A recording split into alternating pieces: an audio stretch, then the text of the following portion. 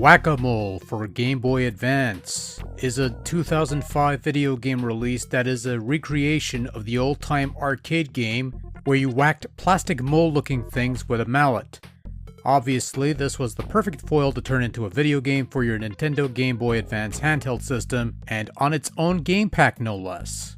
Here's a fun fact, this video game was also released on the Nintendo DS, which is presumably the same game, but probably used the stylus to whack moles, so that's probably a fun way to puncture that flimsy touchscreen, but I digress.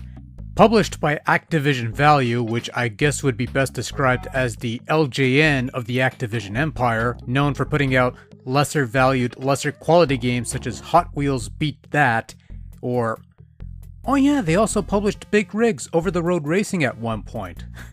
Those poor bastards. Whack-A-Mole is something you turn into a mini-game for a much larger release, or one of those cheapo plug-and-play things like that Dream Gear Retro Play thing or something of that ilk. How this became a video game worth putting on its own game cartridge is a mystery to all but those who worked at Activision Value. Then again, how this never became a multi-billion-dollar franchise that Activision could exploit with annual release after annual release with only the most minimal of changes for each iteration is also a mystery that will probably never be solved, but I digress. There was another game that I played ages ago on the PSP that was released in 2010 called Legend of Kunoichi, which was essentially Whack-A-Ninja. It was okay-ish but very shallow otherwise with very little replay value. Now Whack-A-Mole on GBA was obviously released long before that other game, and also it cost a few more bucks than that other one, but it does flesh out the package so that there's more stuff to do in this GBA title, even if it's still lacking in the replay value. Whack-A-Mole offers two modes of play, arcade and puzzle. Arcade mode is the main mode spanning a few dozen rounds across 11 levels. The aim of the game, obviously, is to whack as many moles as possible to score the most points, and your main goal in each round is to score enough points to meet the round's quota within the time allotted. Your main targets are the standard moles worth 25 points, as well as the golden moles worth 100 points that pop up every once in a while. Avoid the wooden moles because they penalize you a few points, and if you fail to meet the quota before time runs out, not to worry because you have infinite continues and you can even save your progress. Which seems a bit overkill for a simple Whack-A-Mole game, but nonetheless, a welcome feature for those who need it or want it in their lives. As you progress through later rounds, the game introduces additional hazards such as zombie moles that will stun you momentarily, ninja moles that will steal away points, and penalty bombs that will cause debilitating effects such as speeding up the timer or inverting your controls. That last bit becomes a bit of a permanent ailment in later rounds, rendering the game almost unplayable in most cases. Now, while there are hazards to deter your progress, there are also power-ups such as clocks that slow down the moles so you can hit them more easily, as well as multipliers which multiplies the points you score, helping you reach that quota a little quicker than usual, and that's a nice thing to have.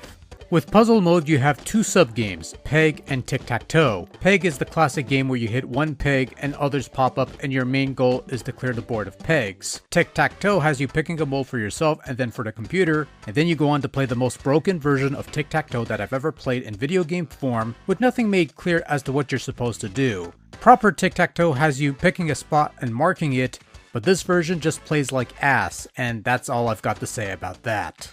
As you could probably surmise, Whack-A-Mole is far from the deepest or the most enthralling gaming experience ever, because in its original form, it's just a game where you whack things with a mallet and won a prize of some kind. Control comprises using the D-pad to move the cursor and the A button to whack things. Apparently the left and right triggers are supposed to help with aiming, but I ended up never using them because all I did was mash buttons. You do get some bonuses if you manage to hit a number of moles in a row without missing, but it really doesn't matter. The game tries to add different bits and bobs to vary things up, but by the time I got to the 5th level, I was already feeling bored. You could only whack so many moles for so damn long before it starts to overstay its welcome. And believe me when I said that by the time I finally won that last board in Whack-A-Mole, playing from beginning to end, I was just about ready to call it a night, and I had just woken up. The best thing I could say about Whack-A-Mole is that it works. Other than the tic-tac-toe minigame, the game does what it's supposed to do and never feels truly broken or incomplete. The controls work, the levels are straightforward, it's playable even if it's not very entertaining. So that's a thing. Visually speaking, Whack-A-Mole is about as good looking of a video game as a video game about whacking moles popping out of a hole can get. The layout is fairly straightforward, the various moles are easily distinguishable from each other, so there's no mistaking a real mole for a fake one. The crosshair looking cursor is nice and bright. The few backgrounds in Whack-A-Mole are simple but not offensive looking, and at the very least provide a bit of background variety in an attempt to keep the game from feeling stale and tedious after several rounds. I mean, it didn't work, but they tried, and I guess points for effort, I guess. Sound-wise, it's not bad. It's not great, it's kind of just there. The sound effects are just meh. The music's kind of forgettable. None of it's ear grating or anything like that. It's just kind of there. That's really all I've got to say about that. Though I will say, the fail horn that the game provides is probably the only high point in the audio department. I don't know how much of a good thing that happens to be, but there you go, that's something, I guess. For what it's worth, Whack-A-Mole is competent, if nothing else. It has a fairly simple premise and executes the premise well enough with what's available on the little GBA handheld thing. Sure, there are some gimmicks that makes the experience somewhat aggravating, especially in later rounds, and it does start to overstay its welcome after a while, but it does technically work the way it's supposed to. And if you have absolutely nothing better to do, you could play a couple rounds to kill a bit of time and be done with it. For a cheapo, casual little time waster that isn't too taxing on the brain, you could do far worse than Whack-A-Mole on the Game Boy Advance. Then again, you could do far better than Whack-A-Mole on the Game Boy Advance. Like Whack-A-Mole on the Nintendo DS. Actually, scratch that. I'd much rather be playing Brain Age than Whack-A-Mole on my Nintendo DS. The Sudoku puzzles keep me busy plenty, thank you very much. So, I don't know. If it's cheap and you got nothing better to do, I'm sure there's a free Whack-A-Mole phone app that does the same thing, but better, and my brain hurts. I don't know. Yeah, we're ending it here. Yeah, I got nothing. Bye.